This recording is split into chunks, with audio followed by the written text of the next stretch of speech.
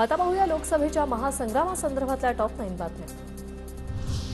शरद पवारांनी माढा किंवा साताऱ्यातून लोकसभा लढवावी, कार्यकर्त्यांचा शरद पवारांना प्रस्ताव। सूत्रांची माहिती, तर निवडणूक लढणार नाही हे मी आधीच जाहीर केलंय, शरद पवारांची कार्यकर्त्यांना माहिती।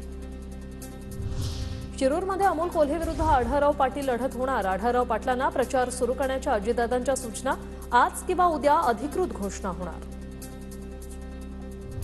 15 वर्ष शिवसेनेचा खासदार निवडून दिला, आता तिथे कमळ हवं। रामटेकच्या जागेसाठी नागपूर ग्रामीण भाजप अध्यक्ष सुधाकर कोहळे आग्रही। 21 मार्चला राज ठाकरेंनी बोलावली मनसे नेत्यांची बैठक। मनसे अध्यक्ष राज ठाकरे नेत्यांशी संवाद साधतील। अमित शहांच्या भेटीबाबत नेत्यांबरोबर चर्चा करणार।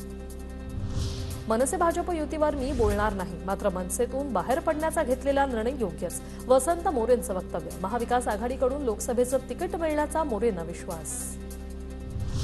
शेकापच्या जयंत पाटलांनी शरद पवारांची भेट घेतली। शेकापनं महाविकास आघाडीकडे माढा लोकसभेच्या जागेची मागणी केली, मात्र महाविकास आघाडी निर्णय घेईल। जयंत पाटलांची प्रतिक्रिया।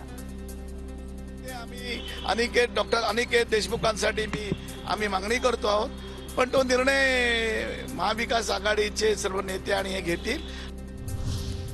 राऊत आतापर्यंत आमच्या मतावर निवडून आलेत असं म्हणत संतोष बांगरांकडूनही राऊतांचा भंगार असा उल्लेख। राऊतांनी बांगर यांचा भंगार उल्लेख केल्यानं बांगर आक्रमक।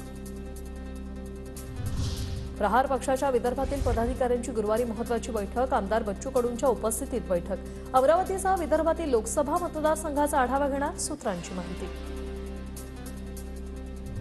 राज ठाकरेंनी 2019 मध्ये मोदी शहांना टोला लगावणारं काढलेलं व्यंगचित्र राऊतांकडून ट्विट। अलीकडच्या काळातील मला आवडलेलं सगळ्यात चांगलं व्यंगचित्र असा संजय राऊतांचा टोला।